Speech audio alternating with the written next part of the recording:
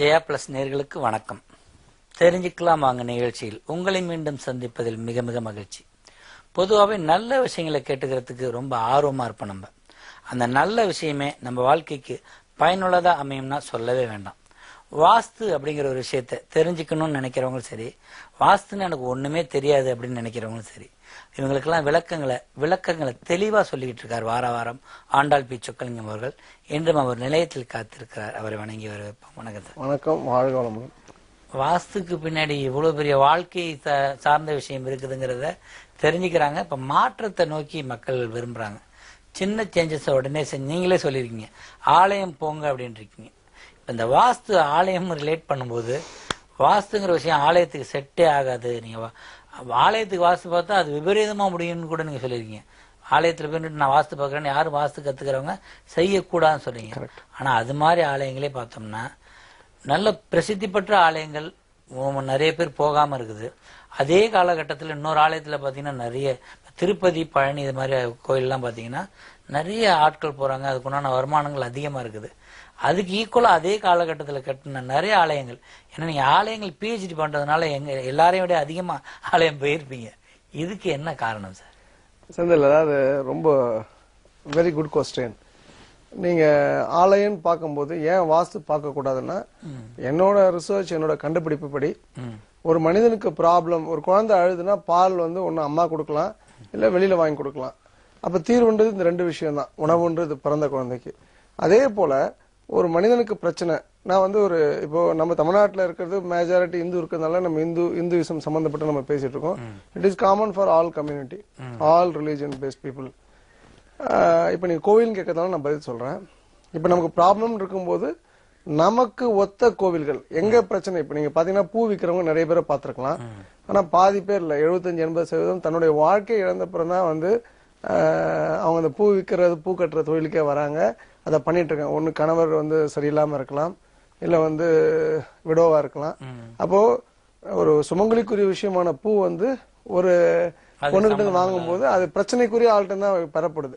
அப்ப எங்க பிரச்சனையோ அங்கதான் தீர்வு. பாம்பு கடிச்சுன்னா இன்னொரு பாம்போட விஷம் தான் இந்த விஷத்தை முறியடிக்கிறது உண்மைன்னும் போது, மருந்துன்னும் போது, அப்ப பிரச்சனைக்குரிய கோவில் இருந்தால்தான் நம்ம பிரச்சனையை தீர்த்துக்க முடியும். அது வெறும் கோவில் தான் கான்செப்ட்னா நம்ம நேரா போகலாம், நம்ம வீட்லயே கூட சாமி கும்பிட்டுக்கலாம், கோவிலுக்கு போகணும் அவசியமே கிடையாது. அப்போ நம்ம வீடு இந்த ஒரு சிலருக்கு இந்த ப்ராப்ளம் இருக்கு. அப்ப இதுக்கு ஏத்த மாதிரி கோயிலுக்கு போங்க. நான் சொல்றது கோயிலுக்கு போய் இந்த தேங்காய் உடைங்க, பூ போடுங்க, இதை பண்ணுங்க, அர்ச்சனை பண்ணுங்க கான்செப்டே கிடையாது. நம்ம பிறப்பு இறப்பு நம்ம கையில இல்ல. நம்ம யாரையும் கேட்டு நம்ம இங்க வரல. நம்மளே வந்தோம், கடவுள் நம்ம பிறப்பா படைச்சிருக்காங்க. அப்ப நம்ம திரும்பி போறதும் நம்மளோட கையில எதுவுமே இல்ல. இந்த பேஸ நீங்க வச்சு பாத்தீங்கன்னா நடக்கிறது எல்லாமே ஒரு இறைநிலை சம்பந்தப்பட்ட ஒரு விஷயம். அப்போ நம்ம பிரச்சனை, நம்ம வீட்டுக்கு ஒத்த பிரச்சனை இருக்க கோயிலுக்கு போகும்போது நல்லது நடக்குதுன்றது என்னோட கருத்து. நான் இது ரிசர்ச் டேட்டா இருக்கு, ரொம்ப ஸ்ட்ராங்கான டேட்டா. இப்ப நீங்க திருப்பதி, பழனின்னு 2 கோயில் சொல்றீங்க. சரி, நீங்க வாஸ்துன்றது அப்ப நீங்க என்ன சொல்றீங்க அப்படின்னு சொன்னா, இப்ப திருப்பதி பாத்தீங்கன்னா வளம் நிறைந்து வேர்ல்ட் நம்பர் 2 பணக்கார சுவாமி, next Vatican, number 1 in India.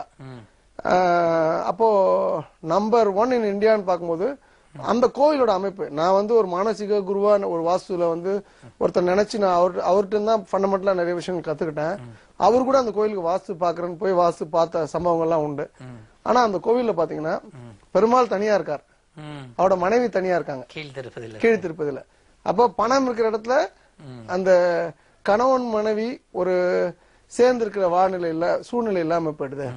நீங்க நெக்ஸ்ட் பழனின்னு சொல்றீங்க. பழனியில முருகர் எப்படி இருக்காரு? ஆண்டு கோலத்துல அம்மா இல்ல, மனைவி இல்ல, அண்ணன் இல்ல, குழந்தைங்க இல்ல, கோச்சுட்டு தனியா இருக்காரு. ஆனா நம்பர் 1 இன் தமிழ்நாடு. இதுதான் திருப்பி நான் சொல்லுவேன். நான் சொல்ற லைஃப் திருப்பதி பெருமாள் லைஃப் வேண்டாம், பழனி முருகனோட லைஃப் வேண்டாம். நீங்க திருச்சி ஸ்ரீ ரங்கநாதர் மாதிரி ஒரு வாழ்க்கை வாழுங்க. அவர் எப்படி இருக்காரு? பொண்டாட்டி மடியில படுத்துட்டு ஆனந்த சயனம் கொண்டு இருக்காரு.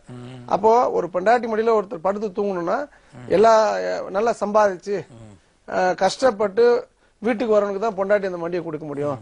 அப்ப நீங்க கஷ்டப்படுங்க, ஒழுக்கமான வாழ்க்கை வாழுங்க, ஒருவனுக்கு ஒருத்தின்ற வாழ்க்கை.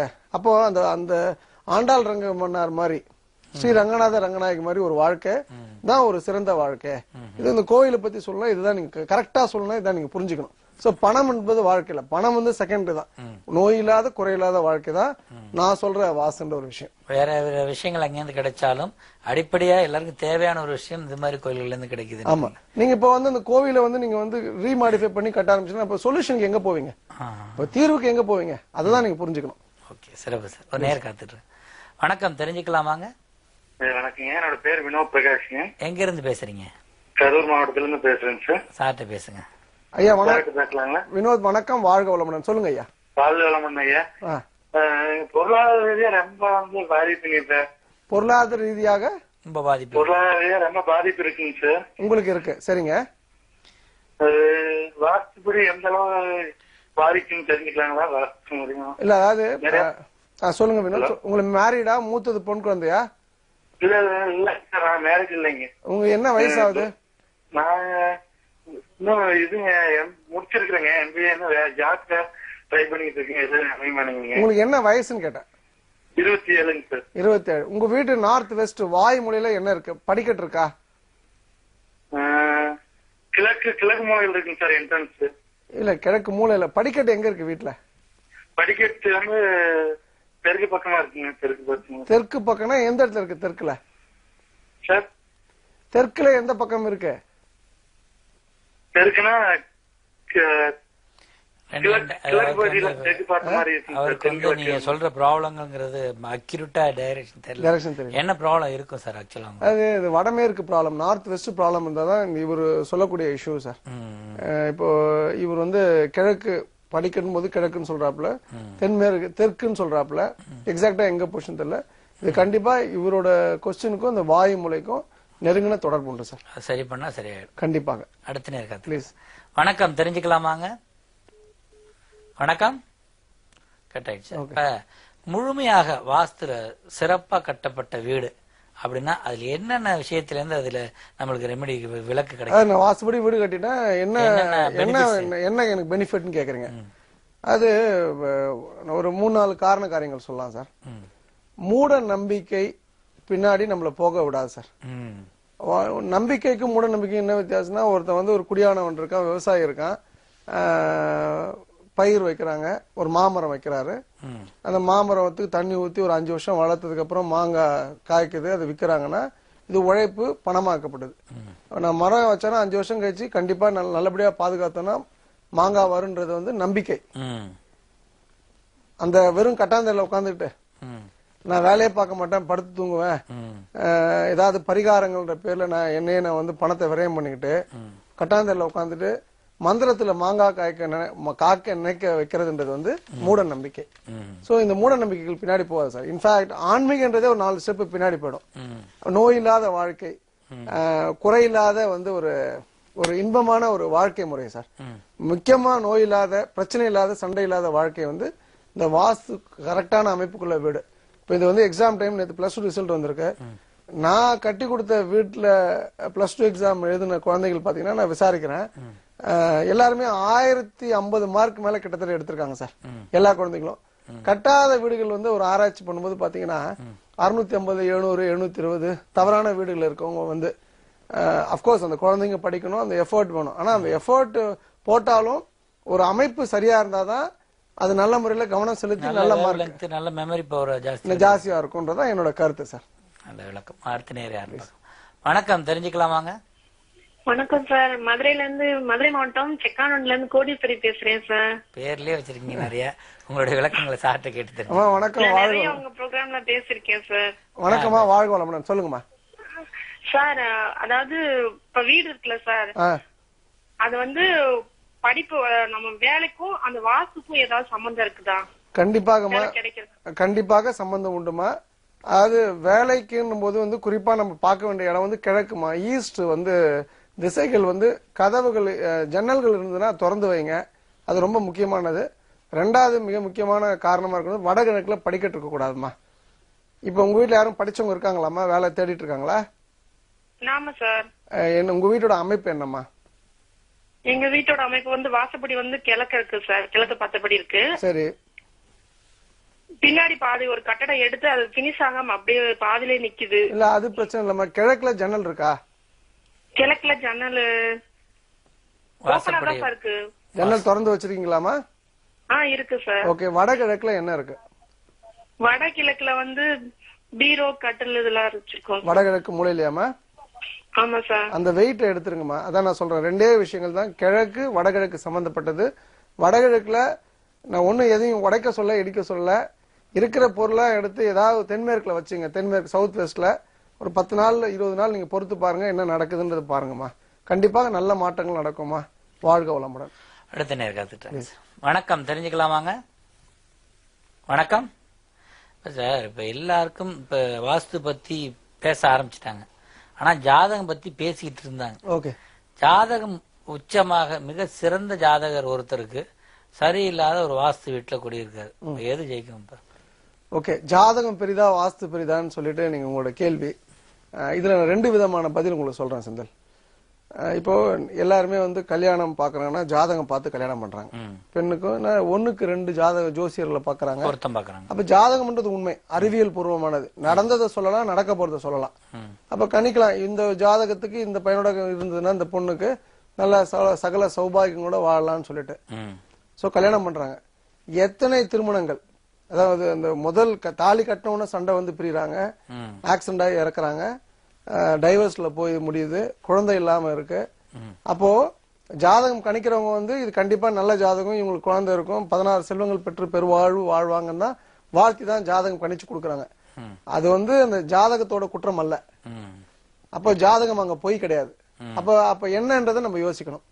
அப்போ வீடு வந்து ஒரு தவறான வீட்டுல இருக்கும்போது, அதாவது நம்மளோட பதிவுகள், நம்மளோட முன்னோர்கள் செய்த பாவங்கள் வந்து குழந்தைங்க அனுபவிக்கணும் போது ஜாதக ரீதியா உங்களுக்கு பெட்டர் உங்களுக்கு டைம் இருந்தாலும் வீடுகள் வந்து உங்களை நல்லா வாழ விடுறதில்ல. இது வந்து ஒரு ஆஸ்பெக்ட். அதான் நான் வாஸ்துக்காக நான் வாதிடும் போது இதை நான் சொல்லலாம்.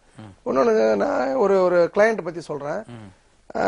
நான் சொல்றேன் அந்த வீட்டுல போயிட்டு தென்மேற்குல ஒரு பால்கனி இருக்கு மூடுங்கன்னு சொல்றேன். அவங்க வீட்டுல வடகிழக்கு நார்த் ஈஸ்ட்ல வந்து கிச்சன் இருக்கு. இந்த அமைப்பு இருந்தா பிரச்சனை வரும்னு சொல்லும் போது அவங்க மூடுறாங்க. மூடணும்னு ஊர்ல அவங்க அப்பா கொடுக்காத சொத்தை கொடுக்குறாரு. அது தென்மேற்கு வாசல் உள்ள குத்து உள்ள வீடு. அப்போ வாசுபடி ஒரு இடத்த வந்து மாற்றி அமைக்கும் போது புது பிரச்சனை புது வடிவத்துல வருது. பூர்வீக வீடு வந்து அதே தென்மேற்கு பிரச்சனையோட வருது. அப்ப இங்க ஜாதகம் வலியுதுன்றது நான் வலியுறுத்தி விரும்புறேன். அப்போ ஜாதகப்படி வந்து உங்களுக்கு பேட் டைம் அப்படின்னும் போது நீங்க அதை ஃபேஸ் பண்ணி ஆகணும். குட் டைம் இருந்தா கூட நல்ல வீட்டுல இருந்தா அது ஒரு பெட்டர் டைமென்ஷன்ஸ் வாழ்க்கை முறையை கொடுக்கும். ஜாதகம் பார்த்ததுக்கு அப்புறமும் மேற்படுற பிரச்சனைகளை ஆராய்ச்சி செஞ்சு பார்த்தாங்கன்னா தான் அவங்க இருக்கக்கூடிய வீடுல வாஸ்து பிரச்சனைகளை தெரியும். 100% I have seen நான் சொல்றேன் ஒண்ணு வாய் புளிச்சதோ மாங்காய் புளிச்சதோன்னு பேசல. நான் ஆஃப்டர் பர்ஃபெக்ட் ரிசர்ச் நான் சொல்றேன், வீடுன்றது ரொம்ப ரொம்ப இன்றியமையாதது, மிக மிக முக்கியமானது வீட்டோட அமைப்பு. ப்ளீஸ். வணக்கம், தெரிஞ்சுக்கலாமாங்க? வணக்கம். வணக்கம் சார். எங்க இருந்து யார் பேசுறீங்க? திருநெல்வேலியில இருந்து செல்லையப்பிள்ளை பேசுறேன். ஐயாட்ட பேசுங்க. ஐயா வணக்கம், வாழ்க வளமுடன். சொல்லுங்க. வணக்கம். உங்களுடைய ப்ரோக்ராம் நான் பாத்துக்கிட்டே இருக்கிறேன். சரிங்க. நல்லா இருக்கா? எப்படி இருக்கு? ஒரு வீட்டுல நீங்க வாஸ்துபடி ஒரு 7 ஐட்டம் நல்லா இருக்கணும்னு சொல்றீங்கன்னு வச்சுக்கிடுவோம். எங்க வீட்டுல 4 ஐட்டம் நல்லா இருக்குன்னா அது சரியா இருக்குமா, போதுமா? அதாவது ஐயா இப்போ உங்களுக்கு வந்து இப்ப நீங்க திருநெல்வேலில இருந்து பேசுறீங்களா? திருநெல்வேலில இருந்து பேசுறேன். இப்போ உங்க வீட்டுல ஆண்கள் எண்ணிக்கை ஜாஸ்தியா? இல்லையே, ஒரே பையன் தான். இல்ல உங்களோட வீட்டுல மொத்தம் உங்களுக்கு எத்தனை பெண்கள் எத்தனை ஆண்கள்? 2 பெண் 1 பையன். உங்களுக்கு பேரன் பேத்திகள் எத்தனை பேரு? அது நிறைய பேர் இருக்காங்களா? 6 பேர் இருக்க. ஆண்கள் எத்தனை பெண்கள் எத்தனை? ஆண்கள் வந்து 5 பெண் 1. அப்போ மொத்தம் எவ்வளவு ஆண்கள் உங்க வீட்டுல? எங்க வீட்டுல நாங்க இப்ப இருக்கிறது வந்து 5 பேரன் 5 பேரன் 1 பையன். அதாவது இப்ப நீங்க கேக்குற ஒரு டைம், ஏன்னா முதல் 2 கேள்வி இப்ப நீங்க கேக்குற 3வது கேள்வி வச்சு சொல்றேன். உங்களோட வீட்டோட அமைப்புல தென்கிழக்குல டாய்லெட் இருக்கா? தென்கிழக்குலயா? ஆமா, தென்கிழக்குல வீட்டினுடைய எல்லை சோருக்கு அப்புறம் நாங்க வந்து முடுக்கு போட்டுக்கிறோம், அதுல போட்டிருக்கிறேன். தென்கிழக்குல டாய்லெட் இருக்கு. ஆமா இருக்கு. ஓகே, இப்போ நான் அதுல இருந்து ஆரம்பிக்கிறேன். இப்போ உங்க வீட்டுல வாசல் நல்லா இருக்கலாம், படிக்கட்டு இருக்கலாம், படிக்கட்டு நல்லா இருக்கலாம், எல்லாம் போகலாம். ஆனா தென்கிழக்கு டாய்லெட் என்னும் போது அது இப்ப 4 விஷயம் நல்லா இருக்கு 3 விஷயம் தவறுன்னும் போது அது வந்து இந்த வீட்டுல கம்மியா இருக்கக்கூடிய பெண்களோட எண்ணிக்கையை பாதிக்கும். இப்போ இவர் திருநெல்வேலில இருந்து கூப்பிடுறாரு. இவரோட ப்ராப்ளம் வந்து என்னன்னா வந்து ரொம்ப ஸ்ட்ரெயிட் ஃபார்வர்டா வந்து 4 இருக்கு 3 சரியா இல்ல அப்படின்னும் போது என்னன்றது நம்ம ஆராய்ந்து பார்க்கும்போது கன்ஃபார்ம்டா தெரியும் இவங்களோட வீடு வந்து இந்த கேள்வியோட முறைக்கும் முன்னாடி இருந்த கேள்விக்கும் ஒரு தொடர்பு வச்சு நான் சொல்றேன். கண்டிப்பாக ஆண்கள் ஜாஸ்தின்றது என்னோட கணிப்பு. ரெண்டாவது, ஆண்கள் ஜாஸ்தியா இருக்குன்னா இப்ப வந்து பெண்ணுக்குரிய விஷயம் கண்டிப்பா பாதிக்கப்படணும். அது எங்கடா பாதிக்கப்படும்னா வாயு மூலை கிடையாது இந்த கேள்விக்கு, தென்கிழக்கு. அப்போ இவங்களோட இன்னும் சிம்பிளிஃபைடா சொல்லணும்னா ஒரு கார் இருக்கு, எனக்கு ஸ்டியரிங் இருக்கு, 4 டயர் இருக்கு, பெட்ரோல் இருக்கு, ஆனா வண்டியில மத்த விஷயங்கள்லாம் சரியில்லைன்னும் போது அது என்ன பாதிப்பு கொடுக்குமோ அதே பாதிப்பு தான் கொடுக்கும் சார். எல்லாம் ஒழுங்கா இருக்கணும். ஆமா, தயவு செய்து அது கரெக்டா பண்ணிக்கிட்டா நல்லது. ஓகே, ரொம்ப சிறப்பு. பொருளாதாரம் அப்படிங்கிற ஒரு விஷயத்தை நீங்க சொல்லிருக்கீங்க. ஓகே, முக்கியமா கையில காசு தான் நிம்மதியா இருப்பான். ஓகே, ஒரு பிரச்சனையை ஃபேஸ் பண்ணுவான், ஒரு உடம்பு இல்லைன்னா கூட நல்ல மருத்துவமனைக்கு போகணுன்றீங்க. அதை தர்றாரு குபேரர் பொம்மை, அதை எதுக்கு வச்சிருக்காங்க செந்தில்? அதாவது குபேர பொம்மை வச்சிருக்கவங்களாம் பாக்குறேன். என்ன குபேர பொம்மையோட ஸ்பெஷாலிட்டி அப்படின்னு சொன்னா அதை விக்கிறவன் பெரிய குபேரன் ஆயிடுறான். ஏன்னா வாங்கறதுக்கு நீ நீட் இருக்கு. ஏன்னா மக்கள் யாருமே வந்து அதாவது ஒரு எல்லாமே ஷார்ட் கட். கஷ்டம்னா வந்து ஏதாவது ஒரு பரிகாரம் பின்னாடி போறாங்களோ ஒழிய ஒரு குபேர பொம்மையை நம்புறாங்களோ ஒழிய தன்னோட பிரச்சனைய தான் உட்காந்து அலசி ஆராய்ந்து பிரச்சனையை விட்டு வெல்லுன்னு யாரும் யோசிக்கிறது இல்ல. அப்போ அந்த குபேர பொம்மை விக்கிறவங்களுக்கு நான் சொல்றேன், அதை பரிகாரம்ன்றது சொல்றது, அதாவது அது பரிகாரம் வச்சா பணம் வருதுன்னு சொல்றவங்களுக்கு சொல்றேன். இவங்களாம் என்ன பண்ணா தென்மேற்குல செப்டிக் டேங்க், நார்த் ஈஸ்ட்ல படிக்கட்டு, சவுத் வெஸ்ட்ல தெருக்குத்து, சவுத் ஈஸ்ட்ல ஒரு பள்ளம் போர், இது போன்ற வீடுகளை வசிச்சு அவங்க இது மாதிரி போன்ற பரிகாரங்களை அவங்க வீட்டுல சோதிச்சதுக்கு அப்புறம் மக்களுக்கு வித்தாங்கன்னா அவங்களுக்கு முதல்ல உண்மை போடப்படும். ஏன்னா அந்த வீட்டுல உட்காந்து இவங்க விற்கும் போது அவங்க வந்து விக்கிறதுக்கு அவங்க இருக்க மாட்டாங்க. இதை நான் ரொம்ப ஆணித்தனமா சொல்றேன். ஏன்னா இது பணத்துக்கான விஷயம் இல்லையா, இது வந்து அடுத்தவங்க உயிர் சம்பந்தப்பட்டது. பரிகாரம் இந்த குபேர பொம்மைன்றது வச்சுக்கலாம், அழகு பொம்மையா வச்சுக்கலாம் ஒழிய அதுக்கும் வாசுக்கும் எந்த வித தொடர்பும் கிடையாது. குபேர பொம்மையை ஏத்துக்கிறோம் சொல்றீங்க, நீங்க ஒரு சிடி ஒண்ணு கொடுக்குறீங்களா, அது எதுக்கா? என்ன சிடி அது? நான் ஏற்கனவே நான் சொல்லியிருக்கேன், ஆண்டாள் ரங்கம்னா சிடி, அது பிளஸ் சிடி யார் பண்ணாலும் நான் காம்ப்ளிமெண்டா தான் கொடுப்பேன். நான் விக்கல. நான் அந்த சீடியில நான் எதுக்கு நான் அந்த சீடியை கொடுக்க ஆரம்பிச்சேன்னா எனக்கு அந்த மந்திரங்கள் எனக்கு சொல்ல தெரியாது. நான் வந்து ஒரு தமிழ் படித்த ஆளுன்னு சான்ஸ்கிரிட் தெரியாது.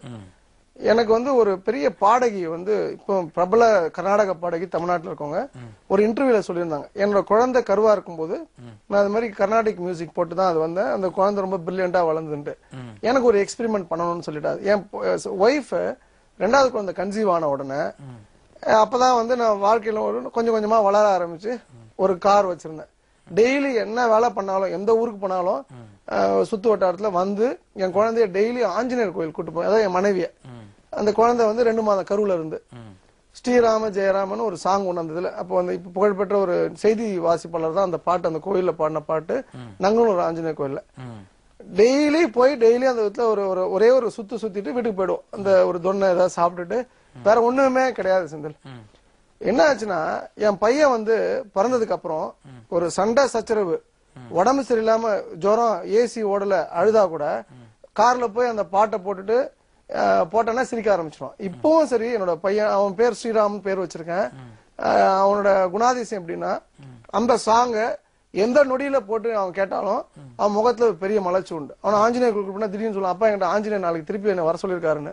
அவன் சொல்றது உண்மையா போயான்னு தெரியாது, அவன் இந்த மெட்ராஸ் பையனா ஆயிட்டான் அவன். பட் அது உண்மை இல்லைன்னு சொல்ல முடியாது, பொய்ன்னு ஒதுக்க முடியாது. அந்த அளவுக்கு அந்த பாடல்கள் வந்து ஒருத்தனை மாத்துதுன்றது என்னோட தாழ்மையான உண்மை. இது என்னோட லைஃப்ல நான் வந்து ஆராய்ச்சி பண்ணது, ஒரு பிரபல கர்நாடக பாடகி சொன்னதை நான் வந்து எக்ஸ்பெரிமெண்ட் பண்ணி அதை நான் இது பண்ணிருக்கேன். நல்ல விளக்கம். வணக்கம், தெரிஞ்சுக்கலாமாங்க? வணக்கம், எங்க இருந்து யார் பேசுறீங்க? யார் பேசுறீங்க? செல்வி பேசுறேன். சார்ட்டு பேசுங்க. அம்மா வணக்கம், வாழ்க வளமுடன். சொல்லுங்கம்மா. வணக்கம் சார். என் பையன் நல்லா படிச்சாங்க, 1050 மார்க் வாங்கினா 4வது வருஷம் முடிச்சிட்டாங்க, வேலையே கிடைக்க மாட்டேங்குது, பெரிய சிரமமா இருக்குங்க. இல்ல என்ன படிச்சிருக்காருமா? தமிழ்நாடு இன்ஜினியரிங் காலேஜ் ட்ரிபிள் படிச்சானுங்க 4வது வருஷம். சரிங்கம்மா. முடிச்சுட்டானுங்க, மார்க் எல்லாம் 87% வச்சுக்கிறானுங்க. சரிங்கம்மா. காலேஜ்ல வந்தாங்க, ஒன்னும் செலக்ட் ஆகாம போயிட்டானுங்க, என்ன காரணம்னே தெரியல. சரிங்கம்மா. குடும்பத்திலயும் கேஸ் அது இதுன்னு பெரிய ப்ராப்ளம்ங்க. சரிங்கம்மா. அம்மா நம்ம வீட்டு வாயு மூலையில என்ன இருக்கு? நார்த் வெஸ்ட்ல என்னமா இருக்கு? வாயு மூலைன்னு வடக்கு மேற்குங்களா? வடமேற்கு தாமா வாயுமூலை. ஒண்ணுமே இல்லைங்க, கிழக்கு பார்த்த வீடு, சும்மா சிமெண்ட் சீட்டு போட்ட வீடு. நான் கிராமம் பட்டி சும்மா. இல்ல அந்த வீட்டுல செல்வி மேடம், அந்த வீட்டுல வடக்குல காம்பவுண்ட் இருக்கா? வடக்குல செவர் மாதிரி இருக்குங்க, சுத்தி வச்சுக்கிற மாதிரி செவராட்ட வச்சு பந்தல் போட்டுருக்கோம். இல்லம்மா, அது வந்து கரெக்டா நேர்கோட்ல இருக்கான்னு பாருங்க. வடமேற்கு ப்ராப்ளம் இருந்தாதான் இந்த பிரச்சனை வருமா? தயவு செய்து உங்க வடமேற்க கரெக்ட் பண்ணீங்க, உங்களோட பையனுக்கு நல்ல வேலை கிடைக்கும். பிளஸ் வந்து உங்களோட வழக்கு ப்ராப்ளம் போது கண்டிப்பாக அது வடமேற்கு சம்பந்தப்பட்டதான் 100% உறுதிட்டு அறுதிட்டு சொல்லுவேன். தயவு செய்து கரெக்ட் பண்ணீங்கம்மா ப்ளீஸ். வாழ்க வளமுடன். இந்த வார வாஸ்து டிப் என்ன டிப்ஸ்? ஓகே, இப்போ இவங்க காம்பவுண்ட் முடிச்சாங்க, காம்பவுண்ட்ல ஆரம்பிக்கலாம். அதாவது காம்பவுண்ட்ல வந்து பூச்செடிகள் வைக்கிறது நிறைய பேர் பழக்கமா வச்சுக்கோங்க. அது வந்து வடக்கு கிழக்குல கண்டிப்பாக பூச்செடிகள் காம்பவுண்ட் மேல வைக்க கூடாது சார். அது வந்து அது ஒரு பாட் மாதிரி வச்சு வைக்கிறது மிகப்பெரிய தவறு. ரெண்டாவது பாத்தீங்கன்னா, வீடு வந்து ஒழுங்கா கட்டிட்டு இடம் மிச்சமா இருக்குன்ட்டு அந்த கோர்ஸுக்கு, அதாவது அந்த காம்பவுண்ட ஸ்கொயர் பண்ணாம இழுத்து வச்ச மாதிரி வந்து காம்பவுண்ட் போடுறது வந்து மிக மிக பெரிய தவறு. கண்டிப்பாக வீடு எப்படி ஸ்கொயரா ரெக்டாங்கிளா இருக்கோ அதே மாதிரிதான் நம்மளோட காம்பவுண்ட் வாலும் ஸ்கொயரா ரெக்டாங்கிளா இருக்கணும். மூன்றாவதாக, ஒரு மனிதன் தனக்கு வந்து டெய்லி வந்து யாரா இருந்தாலும் சரி, குழந்தையால இருந்து பெரியவங்களா இருந்தாலும் சரி, 45 நிமிடம் யாருடையும் பேசாமல் ஒவ்வொரு மனிதன் தனக்காக நேரத்தை செலவிடணும் சார். டிவி பாக்குறது கிடையாது, போன் பேச கிடையாது, தன்னை பத்தி சிந்திக்கணும். அமைதியா உட்கார்ந்து, நான் தியானம் கூட சொல்லல, உட்கார்ன்றது வந்து உட்கார்ந்தால் நல்ல விஷயங்கள் நடக்கும், அது நல்ல எண்ணத்தை தோற்றுவிக்கும். அதான் கம்முனருன்னு சொல்லுவாங்க சார். ஒரு நாளைக்குமா இல்ல வாரம் ஒருத்தர் சொல்றீங்களா? Daily sir. கம்முனருன்னு சொல்றதுக்கு அதுதான் காரணம் செந்தில். கம்முனா உன் நிலையை அறிந்து இரு, உன் நிலையை அறிந்து இரு அப்படின்னு சொன்னா அந்த 45 minutes every person needs every day. இந்த வாரம் உங்களோட நிலை என்ன சார்? எங்கெங்கெல்லாம் ஐ திங்க் நான் நாளைக்கு ஹாஃப் டே சென்னையில் இருக்கேன். தென் ஃபுல்லா திருநெல்வேலி தான் போறேன். Tirunelveli and Thoothukudi, Nagercoil, maybe 2 days with family எல்லாம் அங்க இருக்கிறதுனால இந்த பகுதியில் உள்ளவங்க பயன்படுத்திக்கலாம் வேணும்னா. இஃப் அவங்க எனக்கு ஒரு ஆப்பர்ச்சுனிட்டி அவங்கள மீட் பண்ண கொடுத்து வச்சிருந்து, இல்ல அவங்களுக்கு என்ன பார்க்கணும் கொடுத்து வச்சிருந்தா கண்டிப்பா மீட் பண்ணி. ஒரு பெரிய பிளாட்ல ஒரு பக்கம் மட்டும் வீடு கட்டிட்டு அந்த பெரிய காம்பவுண்ட்ல இருக்கிறதுங்கிறது ஒன்னும் பிரச்சனை இல்லை. தென்மேற்கு மூலையில காட்டிக்கலாம், ஒன்னும் ப்ராப்ளமே கிடையாது சார். தென்மேற்குல கட்டிட்டு வடக்கும் கிடைக்கும் ஓப்பனா விட்டுக்கலாம். நல்ல நிறைய விஷயங்கள், நல்ல விஷயங்கள், புது விஷயங்கள் வார வாரம் சொல்லிட்டு இருக்கீங்க. ஒருத்தரும் எல்லாம் ஒரே மாதிரி வீட்டுல இல்ல, ஒருத்தரும் ஒவ்வொரு மாதிரி வீடுகள்ல வெவ்வேறு பிரச்சனைகளோட வாழ்ந்துட்டு இருக்காங்க. பிரச்சனைகளுக்கு தீர்வு உண்டு, வாழ்கின்ற இடத்தை மாற்றி அமைச்சுக்கிட்டான்னு சொன்னீங்க. உங்களுடைய விளக்கங்களுக்கு நிலையத்தின் சார்பிலும் நேர்கள் சார்பிலும் நன்றி தெரிவிக்கிறேன். நன்றி, வணக்கம், வாழ்க வளமுடன். நேர்களே, நிறைய கருத்துக்கள் நமக்காக என்று கிடைத்தது அல்லவா? இதே போன்ற அடுத்த நிகழ்ச்சியில் மீண்டும் சந்திப்போம். அதுவரை நன்றி, வணக்கம்.